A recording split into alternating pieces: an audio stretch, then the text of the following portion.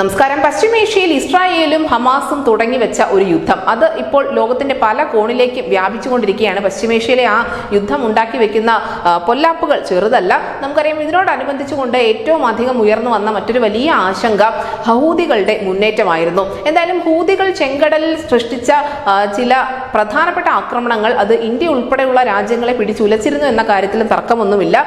പക്ഷേ ഹൂതികൾക്ക് കൃത്യമായി മറുപടി നൽകിക്കൊണ്ട് ഇന്ത്യയും അമേരിക്കയും ഉൾപ്പെടെയുള്ള രാജ്യങ്ങൾ രംഗത്തുണ്ട്. പ്രത്യേകിച്ചും അമേരിക്ക ശക്തമായ തിരിച്ചടി തന്നെയാണ് ചെങ്കടലിൽ ഹൂതികൾക്ക് നൽകിക്കൊണ്ടിരിക്കുന്നത്. സനയിൽ ഇന്ന് ഉൾപ്പെടെ ആക്രമണങ്ങൾ നടന്നിട്ടുണ്ട് എന്നും പറയപ്പെടുന്നു. എന്തായാലും ഈ ഒരു വിഷയത്തോടനുബന്ധിച്ചുകൊണ്ട് എണ്ണവില ക്രമാതീതമായി വർദ്ധിക്കുന്ന ഒരു കാഴ്ച കൂടി കാണാൻ സാധിക്കും. ഒരു ദിവസം കൊണ്ട് 4% വില വർധനവുണ്ടായിട്ടുണ്ട്. ചെങ്കടൽ വഴിയുള്ള സഞ്ചാരപാത ഒഴിവാക്കിക്കൊണ്ട് മറ്റ് വഴികളിലൂടെ ഈ ഒരു ചരക്ക് കപ്പലുകൾ അല്ലെങ്കിൽ ആ കമ്പനികൾ പോകുന്നത് കൊണ്ടാണ് എണ്ണവിലയിൽ പ്രകടമായ മാറ്റം ഉണ്ടായിരിക്കുന്നത്. ബെന്റ് ക്രൂഡിന്റെ വില $72 നിന്നും $80 ഒരു ദിവസം കൊണ്ട് തന്നെ മാറിയിട്ടുമുണ്ട്. എന്തായാലും US ഹൂതികൾക്കെതിരെയുള്ള ആക്രമണം കടുപ്പിക്കുന്നതിനോടനുബന്ധിച്ചുകൊണ്ട് യമനിൽ വലിയ പ്രതിഷേധവും മറ്റും അരങ്ങേറുന്നുണ്ട്. പശ്ചിമേഷ്യൻ സംഘർഷം അങ്ങനെ മറ്റു രാജ്യങ്ങളിലേക്ക് വ്യാപിക്കുന്നതിന് കൃത്യമായ ഒരു കാഴ്ച തന്നെയാണിത്.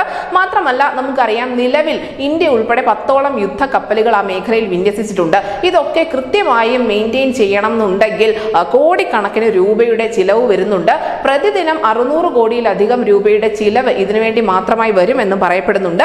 എന്തായാലും ഈ യുദ്ധക്കപ്പൽ വിന്യാസം പല രാജ്യങ്ങളോടൊപ്പമാണ് ഇന്ത്യയും ചെയ്യുന്നതെങ്കിൽ പോലും സംയുക്ത നീക്കത്തിനും വലിയ പണച്ചിലവ് വരുന്നുണ്ട്. അതുകൊണ്ട് തന്നെയാണ് ഈ എണ്ണ വിലയെ അതൊക്കെ കാര്യമായി തന്നെ ബാധിച്ചുകൊണ്ടിരിക്കുന്നത്.